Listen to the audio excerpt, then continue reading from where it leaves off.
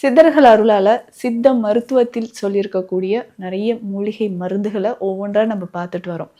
இந்த பித்தம் தொடர்பான பிரச்சனைக்கு என்ன டாக்டர் பண்ணலாம்? பித்தம் எனக்கு அதிகமாக நம்ம நிறைய பதிவுகளில் சொல்லியிருக்கோம். பித்தம் இருந்தால் இந்த மாதிரியான சிம்டம்ஸ் இருக்கும், இந்தந்த அறிகுறிகள் இருக்குன்ட்டு. அதை பார்த்துட்டு நிறைய பேர் எனக்கு பித்தம் இருக்குது, நீங்கள் சொல்கிற அத்தனை அறிகுறிகளும் எனக்கு இருக்குங்க. அப்போ இந்த பித்தம் குறையிறதுக்கு இம்மிடியேட்டாக நான் என்ன டாக்டர் நம்ம ரெகுலராகவே பயன்படுத்திக்கலாங்க.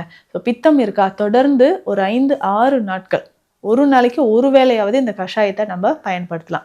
ஸோ ஒரு ஸ்பூன் அளவுக்கு எடுத்து தண்ணீரில் 3 கிளாஸ் தண்ணீரில் போட்டு வழக்கமாக நம்ம எப்படி கஷாயம் ரெடி பண்ணுவோமோ அதே மாதிரி கொதிக்க வச்சு வடிகட்டி கூடவே சேர்த்து சில உணவுகள் பித்த சமனி அப்படின்னு சொல்லுவோம் இல்லைங்களா, அந்த மாதிரி மூலிகைகள் எல்லாமே சேர்த்து இருக்கக்கூடிய ஒரு முக்கியமான மருந்து அப்படின்னு பார்த்தோம்னா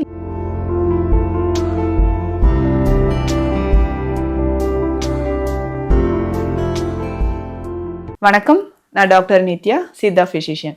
சித்தர்கள் அருளால சித்த மருத்துவத்தில் சொல்லியிருக்கக்கூடிய நிறைய மூலிகை மருந்துகளை ஒவ்வொன்றா நம்ம பார்த்துட்டு வரோம். இந்த பித்தம் தொடர்பான பிரச்சனைக்கு என்ன டாக்டர் பண்ணலாம்? பித்தம் எனக்கு அதிகமாக இருக்குது, இது நிறைய பேர் சொல்கிறீங்க. ஏன்னா நம்ம நிறைய பதிவுகளில் சொல்லியிருக்கோம், பித்தம் இருந்தால் இந்த மாதிரியான சிம்டம்ஸ் இருக்கும், இந்தந்த அறிகுறிகள் இருக்குன்ட்டு. அதை பார்த்துட்டு நிறைய பேர் எனக்கு பித்தம் இருக்குது, நீங்கள் சொல்கிற அத்தனை அறிகுறிகளும் எனக்கு இருக்குங்க. அப்போ இந்த பித்தம் குறையிறதுக்கு இம்மிடியேட்டாக நான் என்ன டாக்டர் பண்ணலாம்? பித்தம் இருந்தால் உங்களுக்கு என்னென்ன அதாவது சிம்டம்ஸ் தெரியும்? வாய் கசப்பு இருக்கிறது, நல்ல வாயில் எப்பவுமே ஒரு கசப்பான சலைவேஷன் வந்துகிட்டே இருக்கிறது, ஸோ இந்த மாதிரி இருக்கும் இல்லைங்களா. வாந்தி வந்தாதாங்க எனக்கு சரியாகுது, மஞ்சள் நிறத்தில் வாந்தி வர மாதிரி இருக்குது, ஒற்றை தலைவலி, கண் எரிச்சல், பாத வெடிப்பு, உடல் முழுவதுமே ஒரு ட்ரைனஸ் இருக்குது, சின்ன சின்ன விஷயத்துக்கும் அதிகமாக டென்ஷன் ஆகிற மாதிரி ஒரு நிலைமை.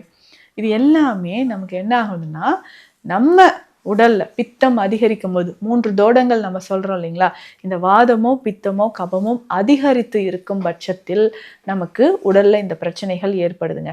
பித்தத்தை சமநிலைப்படுத்த என்னங்க பண்ணலாம்? யாருக்கெல்லாம் பித்தம் அதிகரிக்கும்? இதை ஃபர்ஸ்ட் நம்ம தெரிஞ்சுக்கணும். முதல் விஷயம், உடல் சூடு இருக்கிறவங்க. உடல் சூடு அப்படின்னு சொல்றது சரியா உறக்கம் இல்லாமல் இருக்கிறவங்களுக்கும். நைட்ல நீங்க சரியா தூங்கலன்னு வச்சுக்கோங்களேன், ரொம்ப நேரம் கண் விழிச்சிருக்கேன், ஒரு நாள் சரி 2 நாள் சரி, தொடர்ந்து நைட்டு சரியாக தூங்காமல் இருக்கிறீங்கன்னா பித்தம் உடலில் அதிகரிக்கும். கல்லீரல் தன்னைத்தானே சுத்திப்படுத்தி கொண்டு உடல் முழுவதையுமே நமக்கு சுத்திப்படுத்துறதுக்கான ஒரு டைம் அப்படின்னு பார்த்தோம்னா நைட்டில் தான். நைட்டும் நம்ம தூங்காமல் நல்லா ஹெவியாக ஃபுட்டு எடுத்துட்டு ஸோ லிவருக்கு நிறைய ஓவர்லோட் நம்ம கொடுத்துக்கிட்டே வரும்போது கண்டிப்பாக என்ன ஆகுதுன்னா அதனுடைய ஒர்க் பாதிக்கப்படுது. அப்போ பித்தம் அதிகரிக்க வாய்ப்பு இருக்குங்க. அதுக்கப்புறம் உடல் உஷ்ணம் அதிகமாகக்கூடிய நபர்கள். உடல் உஷ்ணம் அதிகமாகுது அப்படின்னு பார்த்தோம்னா தூங்காத நபர்களுக்கு உடல் உஷ்ணம் அதிகமாகுது. அதே மாதிரி தண்ணீர் சரியாக குடிக்காமல் இருந்தாலோ, ஒரே இடத்துல உட்கார்ந்துட்டு வேலை பார்க்குறவங்க, அடிக்கடி டென்ஷன் ஆகக்கூடியவங்க, மலச்சிக்கல் இருக்கிறவங்க, இவர்களுக்கு எல்லாமே பித்தம் அதிகரிக்க வாய்ப்பு இருக்குங்க. சரி, இந்த அதிகரித்த பித்தத்தை நமக்கு இருக்கக்கூடிய சிம்டம்ஸ் வச்சு எப்படி சமநிலைப்படுத்தலாம்? ஸோ பித்தம் என்றாலே உடல் உஷ்ணம், பைல்ஸோ இல்லை பிஸ்டுலாவோ, ஆனல் ரீஜியனில் வரக்கூடிய பிரச்சனைகளோ நிறைய பேருக்கு இருக்குது. அப்போ பித்தம் அதிகரித்த பித்தத்தை சமநிலைப்படுத்துவதற்கு முக்கியமான ஒரு மருந்து மஞ்சிஷ்டாதி கஷாயம் அப்படின்னு நம்ம சொல்கிறோம். ஸோ மஞ்சிஷ்டாதி கஷாயம் அப்படின்னா சித்த மருத்துவத்தில் இது நமக்கே தெரியும் இல்லையா, நிறைய கஷாய வகைகளை நீங்கள் பயன்படுத்தியிருப்பீங்க. ஸோ நிறைய மூலிகைகள் சேர்ந்த ஒரு மருந்தை தண்ணீரில் போட்டு அளவுப்படி நம்ம நல்லா கொதிக்க வச்சு நம்ம பயன்படுத்துவது தான் கஷாய வகை மருந்துன்னு சொல்கிறோம். இந்த மஞ்சிஷ்டா அப்படின்னு சொல்லக்கூடியது மிக சிறந்த ஒரு மூலிகைங்க.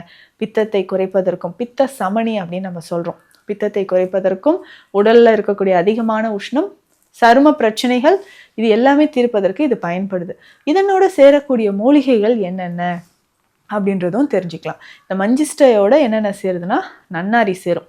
நன்னாரியும் ஒரு முக்கியமான மூலிகை, சரும நோய்களை விரட்டக்கூடிய ஒரு முக்கியமான மூலிகை தான் நன்னாரி அப்படின்னு சொல்கிறோம். இதனோட மஞ்சள் சேருது, நெல்லி வற்றல், லவங்கப்பட்டை, லவங்கம், ஸோ சதக்குப்பை, சீரகம், பெருஞ்சீரகம், இத்தனை மூலிகைகளும் சேர்ந்தது தான் இந்த மஞ்சிஷ்டாதி கஷாயம். இதை நம்ம ரெகுலராகவே பயன்படுத்திக்கலாங்க. ஸோ பித்தம் இருக்கா, தொடர்ந்து ஒரு 5-6 நாட்கள் ஒரு நாளைக்கு ஒரு வேளையாவது இந்த கஷாயத்தை நம்ம பயன்படுத்தலாம். ஸோ ஒரு ஸ்பூன் அளவுக்கு எடுத்து தண்ணீரில் 3 கிளாஸ் தண்ணீரில் போட்டு வழக்கமாக நம்ம எப்படி கஷாயம் ரெடி பண்ணுவோமோ அதே மாதிரி கொதிக்க வச்சு வடிகட்டி எடுத்துக்கோங்க. காலையில் உணவு எடுத்த பிறகு ஒரு 1 மணி நேரம் கழித்து இந்த கஷாயத்தை குடிச்சிக்கோங்க, ஒரு 11 மணி அந்த டைமில். ஸோ டெய்லி ஒரு 6 நாள் 7 நாள் இதை குடிச்சுக்கிட்டே வாங்களேன். உடலில் சுகர், பிபி இருந்தாலும் கொலஸ்ட்ரால் இருந்தாலும் அதை சரி செய்யும். பித்தம் உங்களுக்கு சமநிலைப்படும். எனக்கு மாதத்துக்கு 2 முறையாவது இந்த பித்த வாந்தி வந்துடுதுங்க, காலையில் எழுந்திரிச்சோடனே எனக்கு வாய் கசப்பு இருக்குது அப்படின்னு சொன்னீங்கன்னா அதை சரி செய்யறதுக்கு உங்களுக்கு இது பயன்படுது. பித்த நீர் அப்படின்னு சொல்கிறது கல்லீரலில் நமக்கு செக்ரீட் ஆகக்கூடியது.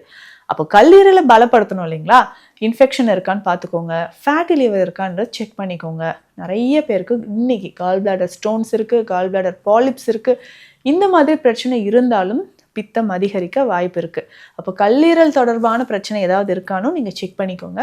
ஒருவேளை அப்படி இருந்தாலும் இந்த மஞ்சள் கஷாயம் நீங்கள் பயன்படுத்தலாம். இதனோட சில மருந்துகள் சேர்த்து எடுக்கணும், அது நீங்கள் மருத்துவரை ஆலோசனை செஞ்சுக்கோங்க. பேசிக்காக இந்த மஞ்சள் கஷாயம் எடுத்துக்கலாம். இது கூடவே சேர்த்து சில உணவுகள் பித்த சமனி அப்படின்னு சொல்லுவோம் இல்லைங்களா, அந்த மாதிரி மூலிகைகள் எல்லாமே சேர்த்து இருக்கக்கூடிய ஒரு முக்கியமான மருந்து அப்படின்னு பார்த்தோம்னா ஏலாதி சூரணம். அதை நீங்கள் பயன்படுத்திக்கலாம். அவிபத்திகர் சூரணம் இதை நீங்கள் பயன்படுத்தலாம்.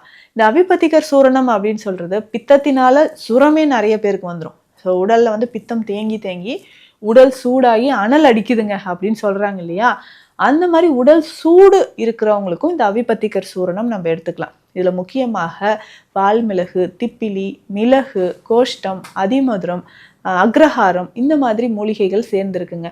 இந்த அவிபத்திகர் சூரணம் நம்ம தேவையான அளவு எடுத்து தேனில் கலந்தோ வெந்நீரில் கலந்தோ, தேவையான அளவுனா ஒரு 2 கிராம் அளவு எடுத்து ஒரு நாளைக்கு ஒரு வேளை பயன்படுத்தணும். ஒரு 7 நாள் தொடர்ந்து நீங்கள் பயன்படுத்திட்டு வாங்களேன், பித்தம் உங்களுக்கு சமநிலைப்படுது.